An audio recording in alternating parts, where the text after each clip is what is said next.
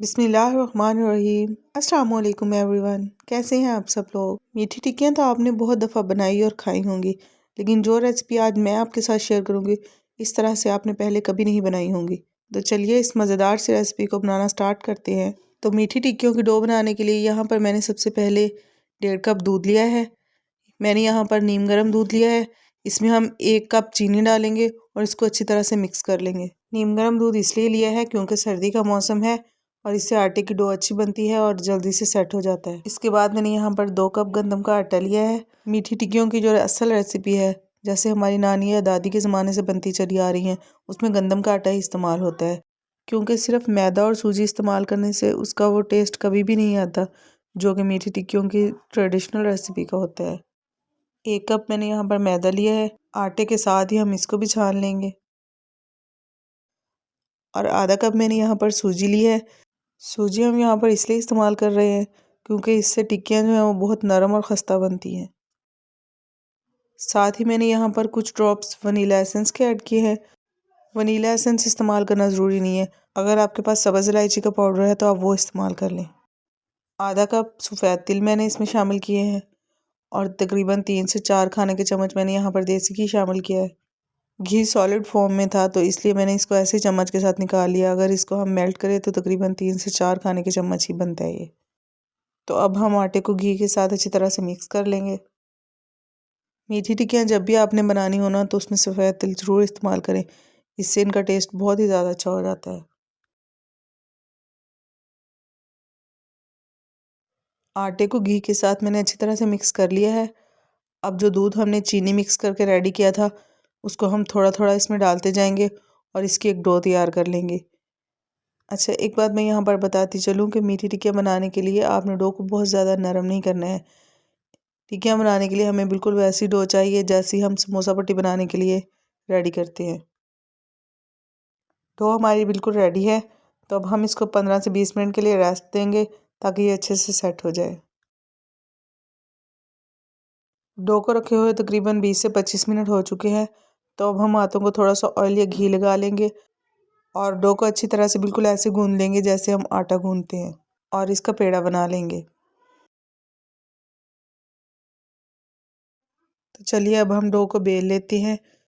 पहले हाथ के साथ इसको इस तरह से हल्का हल्का प्रेस करके सेट कर लेंगे और इसके बाद इसको बेलन के साथ बेल लेंगे।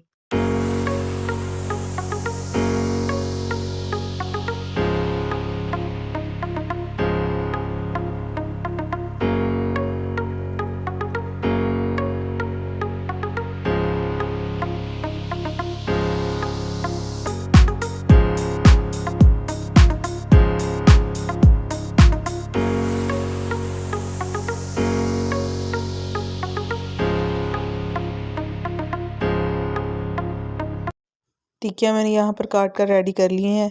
अब मैंने यहाँ पर 1 अंडे की जर्दी ली है, इसमें थोड़ा सा दूध डालकर इसको बीट कर लिया है। इसको हम ब्रश के साथ इसके ऊपर लगा देंगे।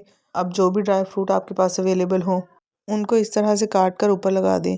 मैंने यहाँ पर बादाम, मगज़ और तिल इस्तेमाल किए हैं। और थोड़ा थोड़ा अंडा दोबारा से ब्रश के साथ ऊपर लगा दें। इससे ये होगा कि जो भी ड्राई फ्रूट आप इस्तेमाल कर रहे हैं वो फ्राई करते वक्त उतरेंगे नहीं। और फ्राई करने के लिए मैंने यहाँ पर इस तरह से एक पैन ले लिया है, इसमें मैंने थोड़ा सा घी डाल लिया है। टिक्कियों को फ्राई करते वक्त आंच को हमने बिल्कुल कम रखना है, क्योंकि अगर हम आंच ज़्यादा कर देंगे तो ये ऊपर से जल जाएंगी और अंदर से कच्ची रह जाएंगी। तो तकरीबन 2 से 2.5 मिनट तक हम इनको मीडियम टू लो फ्लेम पर एक साइड से पकाएंगे और इसी तरह से हम इसको दूसरी साइड से पकाएंगे।